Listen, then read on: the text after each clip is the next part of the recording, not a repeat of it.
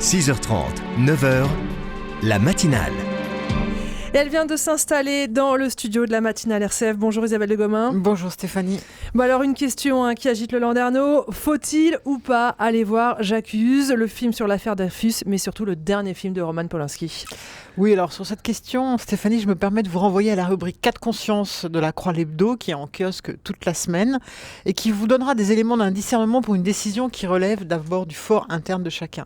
Aujourd'hui, il n'y a pas d'enquête en cours en France et Polanski n'est pas sous le coup d'une arrestation. Il faut juste rappeler que Polanski est poursuivi depuis 1977 par la justice américaine pour le viol d'une jeune fille de 13 ans qu'il a reconnue et il est considéré comme fugitif par les États-Unis. Par ailleurs, il est accusé d'abus sexuels par 6 femmes, dont tout récemment une ancienne photographe française violée en 1975 alors qu'elle avait 18 ans. Mais tout cela n'a jamais donné lieu à poursuite. Alors qu'est-ce que m'inspire cette affaire, au-delà de cette question à laquelle je vous laisse répondre vous-même ? D'abord, ce qui me frappe, c'est cette demande de plus en plus forte de la part de l'opinion publique d'une cohérence entre la vie privée et la vie publique d'une personne. Pour l'art, on a une classique distinction entre l'œuvre et l'artiste. L'artiste peut être immoral, mais cela est-il nécessairement le cas pour l'œuvre ?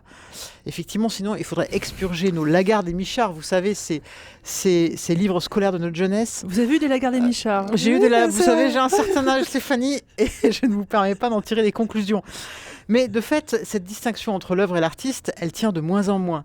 Peut-on faire un film aujourd'hui sur l'affaire Dreyfus ou la condamnation d'un innocent et fuir la justice d'un pays qui vous a jugé criminel ?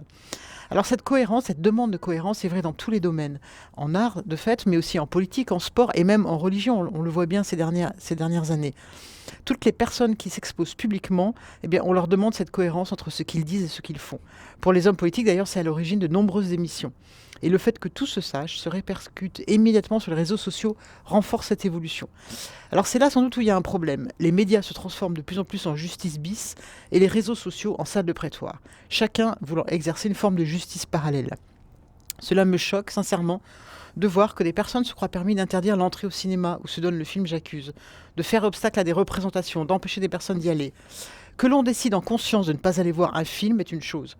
Que l'on se substitue à la justice en empêchant les autres d'y aller est autre chose.